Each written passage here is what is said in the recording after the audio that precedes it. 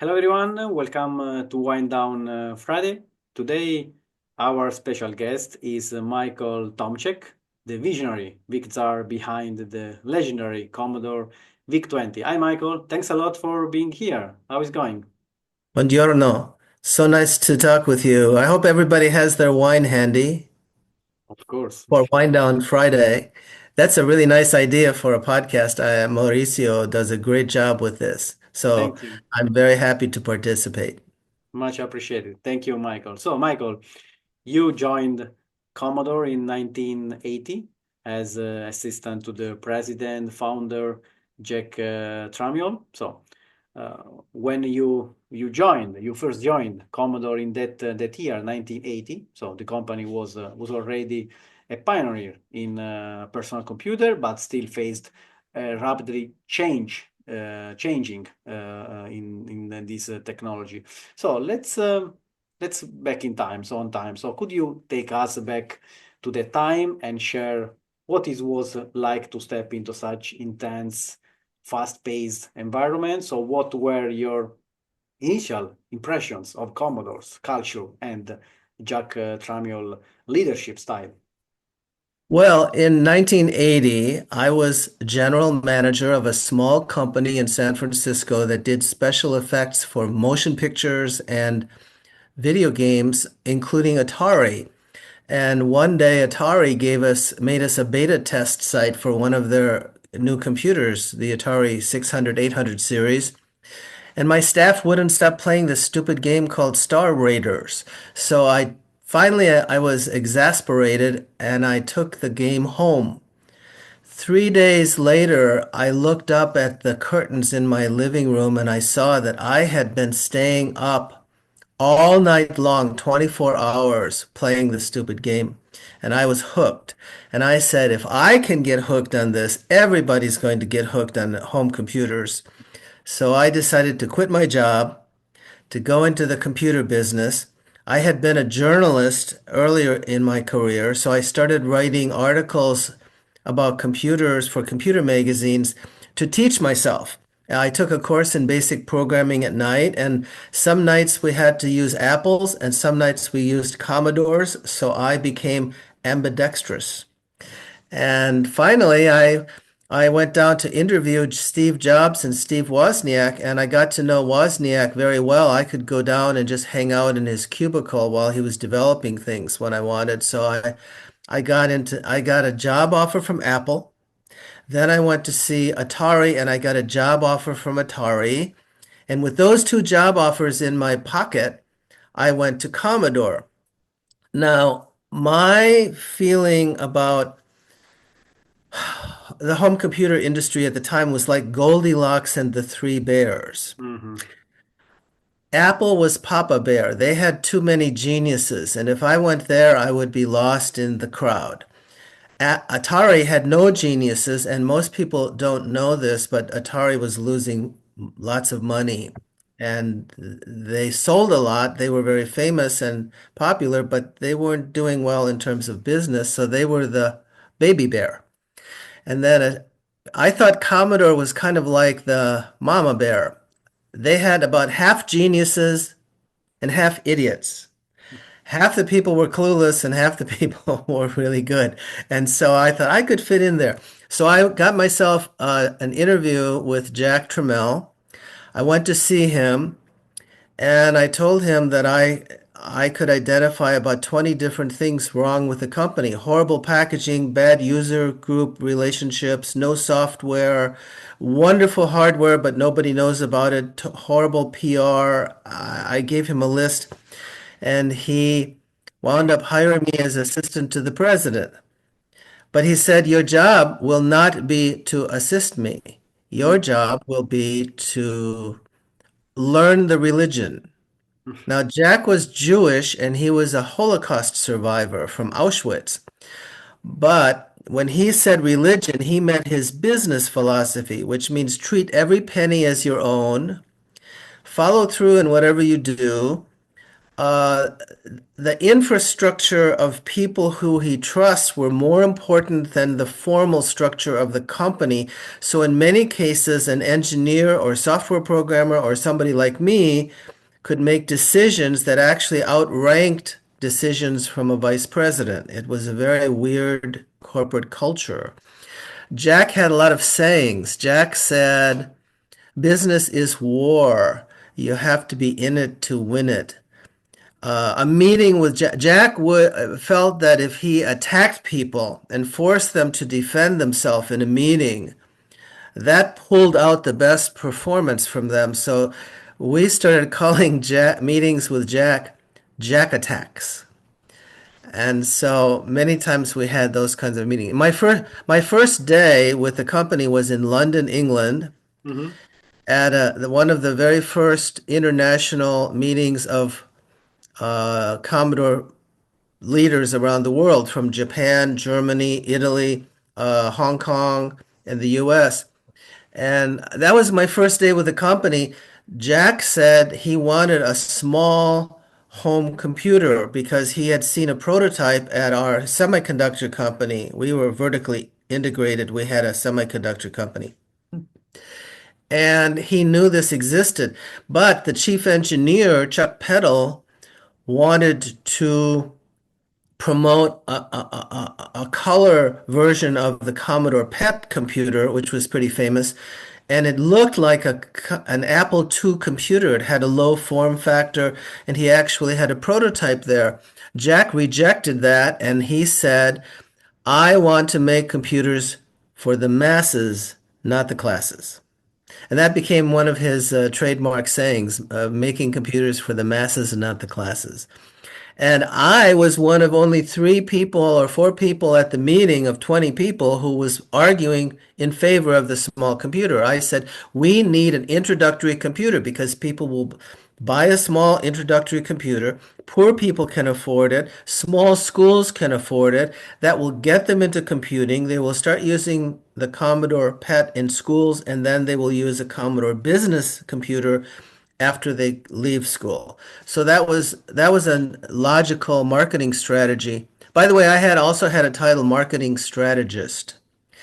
So Jack came back after everybody was arguing about this issue, and he came in, heard all of the arguments, including mine, and suddenly he stood up and he pounded on the table and he said, gentlemen, the Japanese are coming, so we will become the Japanese.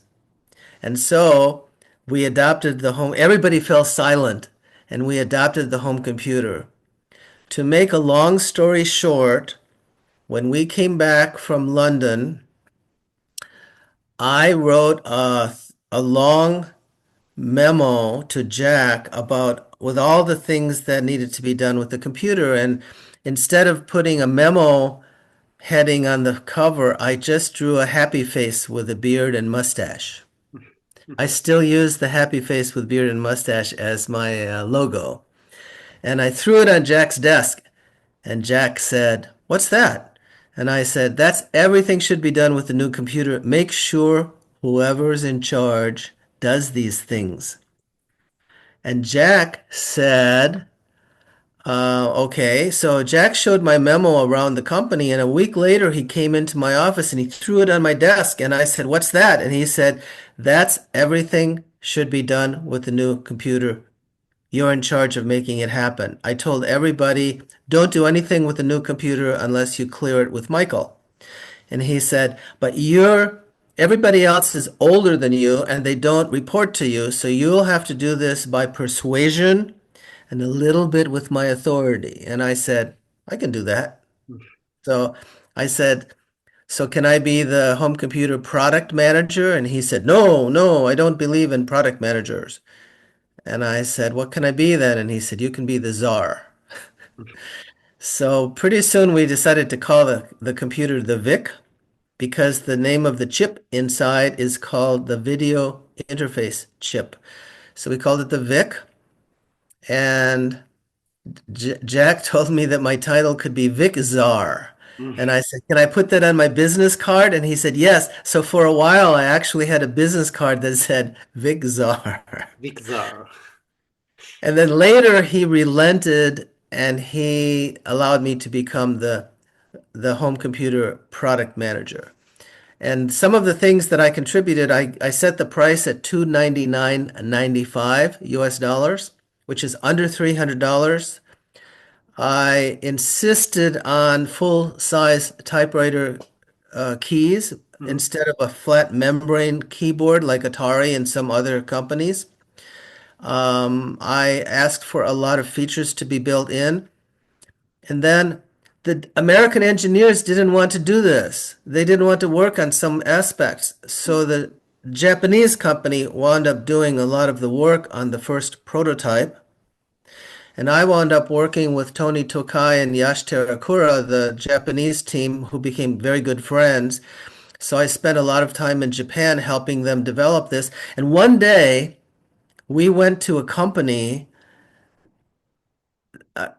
kind of a building that allows Japanese companies to showcase their research projects to get public opinion.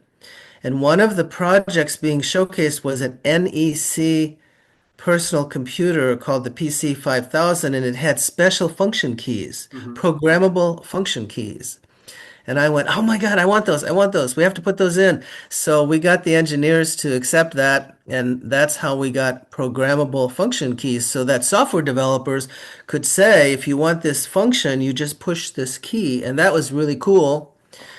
So, to make a long story short, I wound up hiring a product management team, everybody in their teens and 20s, because they were all self-taught machine language and assembly language programmers. And we converted a lot of Commodore software so we could sell it to help promote the VIC-20.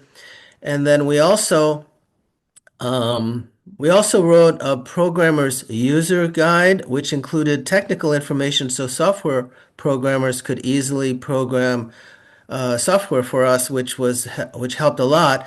And we wound up with basically, I think, 800 programs for the VIC-20 in a very short space of time because of that guide. And the people I hired were all young, and because they were young, people kept coming into our office and stealing our computers. And we were trying to work on things. So I got really angry. So one day I called them into the hallway and I said in a loud voice, the next person that steals our computer is going to be fired, and I will fire them myself. And everybody was scared of that. They didn't know if I could do it, but they didn't want to test that. So, and I told the product team, we have to get tough because I had been a captain in the army. I'm a Vietnam veteran and I had experienced combat. So we got some coins, some brass coins, and we learned to flip them like gangsters in the old 1920 movies. They would flip the coin and look kind of tough. So I said, we have to become the Vic Commandos. We will become like a guerrilla team and we'll toughen up. And then the editor of Byte magazine heard me giving interviews. Jack told me I was one of the few people who could give interviews because Mhm. I was a journalist and he trusted me. So I used to say these computers have to be user friendly.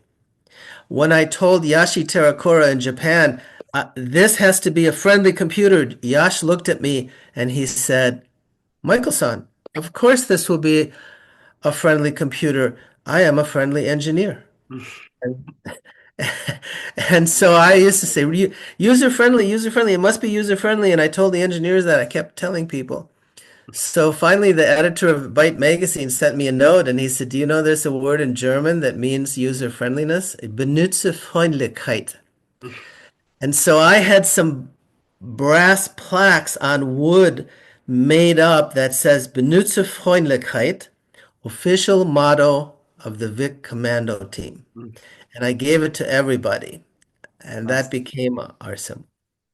Nice story, Michael. So you helped shape the VIC-20, paving the way for user-friendly, as you said, affordable computing. So the VIC-20 was the first microcomputer to sell 1 million units. So this is great. So how did it feel to be part of this milestone? So what were some of the specific memorable stories. So, biggest challenges that you face in marketing in particular, and probably this experience influenced your career in the course of years. Well, first of all, it was very humbling because I didn't think of myself as a computer pioneer. Today, I'm listed in Wikipedia. People have called me the marketing father of the home computer, and I get a lot of credit. I have fans all over the world, and I have to tell you, ever since Commodore, every month, I get a letter or an email from somebody in the world thanking me for fighting for the VIC because it changed their life and helped them make their career. And so it's very humbling, actually. I don't feel proud. I feel very kind of humbling that I was able to do it. Interesting story. When I was a kid growing up, I grew up in a little tiny town in the Midwest, Oshkosh, Wisconsin. Mhm. And I used to pray almost every day, God, please help me do something significant with my life. So I believe God answered my prayer by letting me help start the home computer revolution, and that's very cool. There are lots of interesting stories from that era, but here's a good one. One day, we were in a meeting where Jack was raging about some things that upset him, and he was trying to get the best performance, and he was attacking everyone, including me. And he was yelling at me, and I was just calm because I always sat next to Jack. And Jack would do this. Jack would go "Rrr," and fight, fight, fight, fight, fight. And he'd look at me and he'd go, huh? He'd go, "Rrr, huh? Am I doing okay? He kind of look at me, give me a sideways glance, kind of cute, you know. He'd fight, fight, fight, and he'd swear and yell at somebody and pound the table, and then he'd look at me and go, huh? So he was attacking me this day, and when we went outside, the Vic commandos swarmed around me like meerkats. And they said, Michael, Michael, why are you so calm? Jack was attacking you. How can you stay so calm? And I looked at them and I said, actually, I've been in real combat. And as long as nobody's shooting at me, I'm fine. So the VIC-20 actually was introduced in Japan at Seibu Department Store in September 1980, and it was introduced at the Consumer Electronics Show in Las Vegas in January 1981, and it Yes. became a hit. It went on to become the first million seller home computer. And Jack, there's a picture of me and Jack celebrating that. And I stayed active in Commodore in many different areas. The next thing I did was we needed a modem Mhm.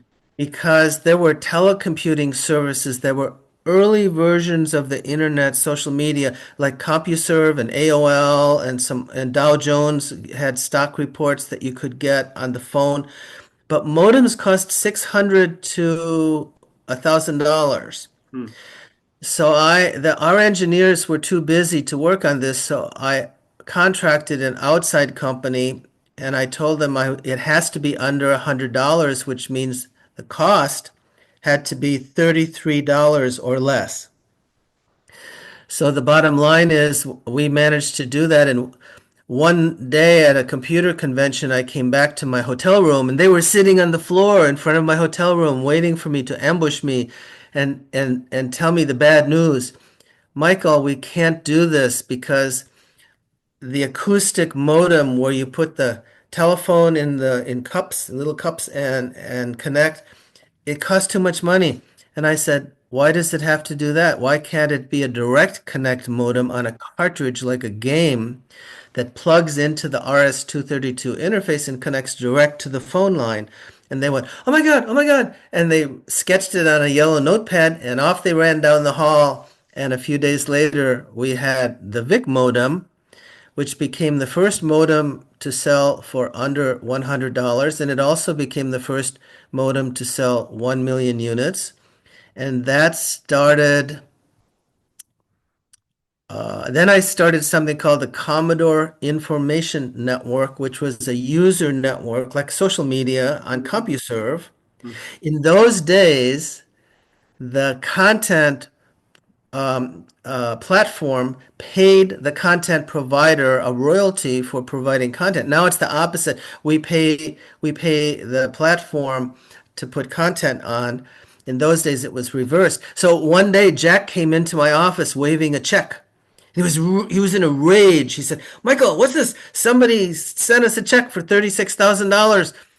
Is somebody's doing something behind my back?" Because Jack, anything over $5,000, Jack wanted to personally be aware of and approve. He was that detailed. And I laughed like crazy and I said, "Jack, that's the royalty from CompuServe. It means we're the largest user community on CompuServe." And Jack looked at me and shook his head and smiled and walked away. Nice. So, Michael, you mentioned the CES in Las Vegas. So, the evolution of computer has seen many challenges and technology development during these years, a lot of years. So, what has been from your point of view the most important one from your point of view in terms of technology development challenges? Just in few words. I describe what happened in computing with what I call the three C's. Mm-hmm. The three C's are communication, connectivity, and collaboration. By being universally connected, everyone in the world can now talk to everyone else using their cell phones. So the introduction of cell phones in the 1990s was a big deal. The next thing that happened was making phones smart, and phones became smarter than computers, and we started building functions into phones, which disintermediated other industries. Like, who would think that we would start using our cell phones as cameras? And that not only made digital photography popular, but it also killed some industries and companies like Kodak, which were film photography companies. So there were a lot of radical, disruptive Mm-hmm. changes. And my whole career has been spent in disruptive innovation. I was involved in e-commerce, I was involved in nanotechnology. I wound up writing a book called Nano Innovation because one year I was looking for some information on nanotechnology innovations. I couldn't find anything, so I wrote my own book. I interviewed 150 researchers around the world and wrote this book, Nano Innovation. I'm still in innovation. I'm the co-founder of two startup ventures. One is a fintech company, financial technology, using financial technology to improve people's lives, Mm-hmm. especially in third world countries. And I'm also co-founder of a blockchain company. We have a patent on a technology that makes blockchain record keeping systems scalable, which blockchain is not scalable, but we have a way of doing that. So I'm involved in two ventures now. So I've become the hare again. Mm-hmm. And then when the pandemic hit, it changed everybody's life. We work at home. We get things delivered at home. We don't go to Yeah. retail stores. We couldn't dine out for a while. We collaborate using online meetings. We do podcasts like this. So I decided to document what's needed by innovators and managers and Okay. marketeers. Before talking about your book, Neo Innovation Ideas, so just let's talk about you. So beyond job. So this is the philosophy of Wind Down Friday. Okay. So you have had an incredible career shaping the early days of personal computing and now exploring emerging technologies outside of tech and innovation. What hobbies, passion keep you inspired? Are there any activities you turn to relax? Well, first of all, I believe that it's an obligation for anyone who is a world-class innovator to keep doing it until the day you die. Okay.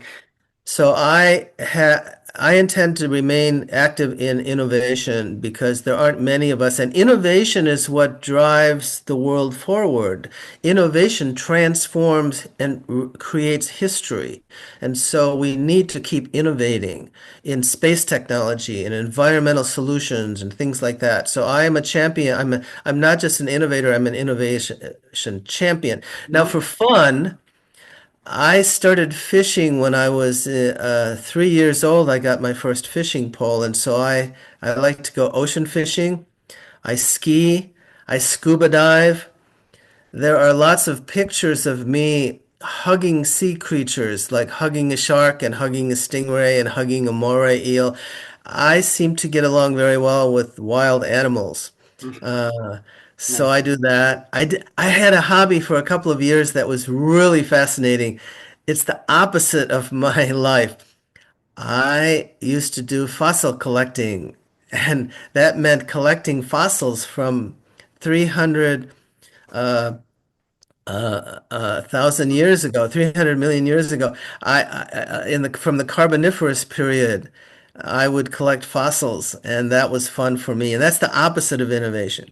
So those were some of my hobbies. And I still write. I write articles. I'm writing my next book. I'm working on an autobiography now. So, Michael, let's talk about your latest book, Neo Innovation, Ideas, Insights, and Tools to Compete in a New Era. So, in this book, you dive into the transformative challenges, opportunities leaders face in this post-pandemic era. So, you introduce the concept of roles like neo innovators, neo managers, neo futurists, so, with the goal to guide the next generation of innovators. So, could you tell me more about this latest book? What inspired you to create this book, this guide? Well, I was involved in a couple of startup ventures, one fintech, one blockchain, and I Mhm. realized that the pandemic had changed how we innovate. And Mm, I decided that it was important to share some ideas in a small innovation handbook for people who are managing companies, marketing products, developing new products. So I wrote this book called Neo Innovation. And the premise of the book is this: we live in a changed world, changed by the pandemic. We work at home. We date yes. online. We don't go to bars. We date online and we get the profile of who we want to date. We meet online. We don't go to offices. We don't work 9 to 5. In the old world, in the legacy world, if you finished your work fast, guess what happened to you? You got more work. You had to work harder because you were better. That's not fair. In the neo world, if you finish your work faster, you get more time off. You Yeah. can go home and play with the dog Mm, or with your kids and go to dinner with your wife. You might get an extra vacation as a reward for working fast. So people work at the speed of light. We also do everything online. I helped start two companies only meeting a half day a week mm, and doing everything else from home offices using Zoom meetings. So here's how I describe the neo world and what I call neo innovation. yeah. If you take the prefix neo, N-E-O, which means new, Hmm. and you put it in front of anything, then use that to describe what it is, and you will understand the future. For example, if you say neo medicine, what's neo medicine? Well, neo medicine is gene editing, grow your own organs to replace your defective or diseased organs, slowing the aging process using lifestyle diet and medical supplements. Hmm. You can actually treat aging. Some people in medicine now feel that you can treat aging like a disease. You can't cure it because everybody has to die sometime, but you can treat aging and slow it down. And I think I'm a good example of that. A few years ago, my doctor switched his practice from a normal medical practice to what he calls a wellness practice, Mm, which means keeping people alive and healthier longer. So a lot of the things that he developed and that the medical community is developing, I've embraced. I eat fewer and smaller meals. I walk 2 miles a day. I power walk. I take supplements that are called age slowing supplements. I take vitamin D and some other things that actually I think have kept me more youthful. I don't feel like I'm in my 70s. I feel like I'm in my 40s. So I think these things are what I call neo-medicine. Um, you can say, what is neo-work? Neo-work is working at home, working but using Zoom meetings, collaborating across international boundaries. So in the neo world, we can tap into the best talent wherever it is in the world because we're all ubiquitously connected. And that's one of the nice things from the home computer revolution. One of the nice things that we gained, that we can now connect with anyone, anywhere, anytime. It means if there are some talented programmers in Bangladesh and India, we can hire them and they will be as good as Western programmers and probably not cost as much. And we are currently in our ventures working with programmers in Bangladesh and India. So we're proof of that. And that's what I talk about in my book, some of these things that are possible now. And my life is all about possibilities. When I was at Commodore many eons ago, one day I was having lunch with Jack Tramiel, and I asked him very honestly, Jack, how do you deal with memories of the Holocaust? And he looked at me without blinking an eye and said, I live in the future. And that became my personal motto. So at this age, in my 70s, I'm still living in the future. I'm still pushing the envelope. I'm still looking at what's new and neo and writing about it.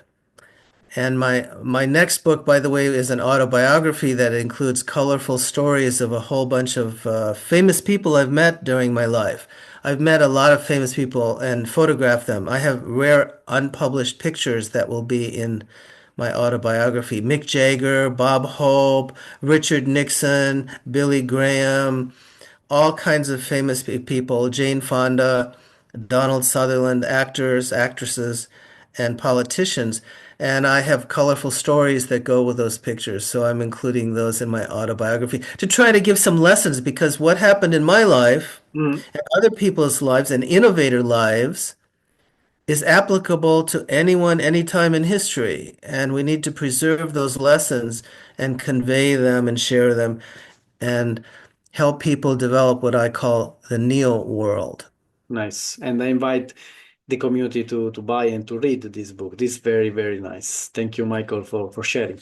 So in conclusion, Michael, just my last question. So looking back on your journey from the VIC-20 to your work in emerging technology today, what advice would you give to those looking to make so impact, meaningful impact in technology? And back to the VIC-20, many still celebrate and emulate the VIC-20 today. What are your thoughts on preserving this legacy for future generations?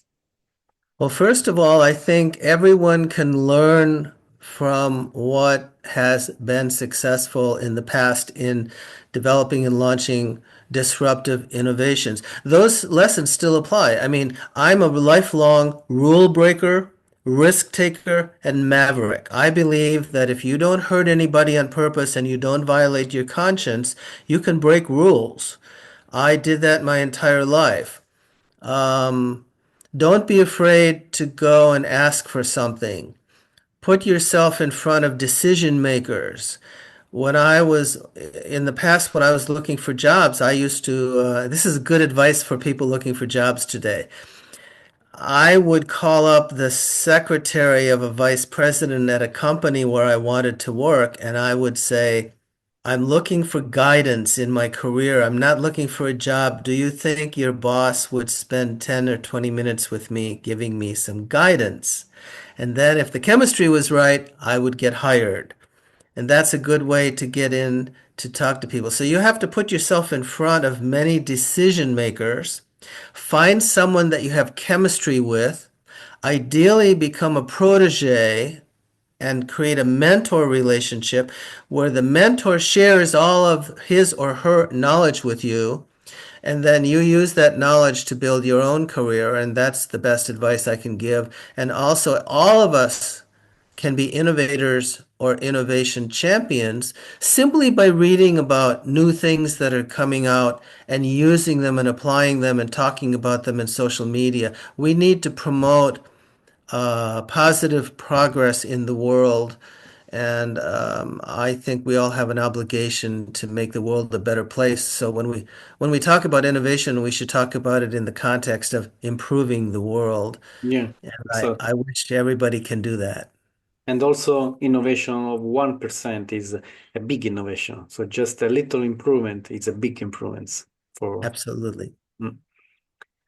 All right, Michael. So we are in conclusion. Thanks a lot. It has been a pleasure to have you at Wind Down Friday. I wish you a great weekend and so see you next. Bye. Grazie, Maurizio. Grazie to all of my Italian friends and fans and family. Thank you so much, Michael. Goodbye. Ciao. Ciao.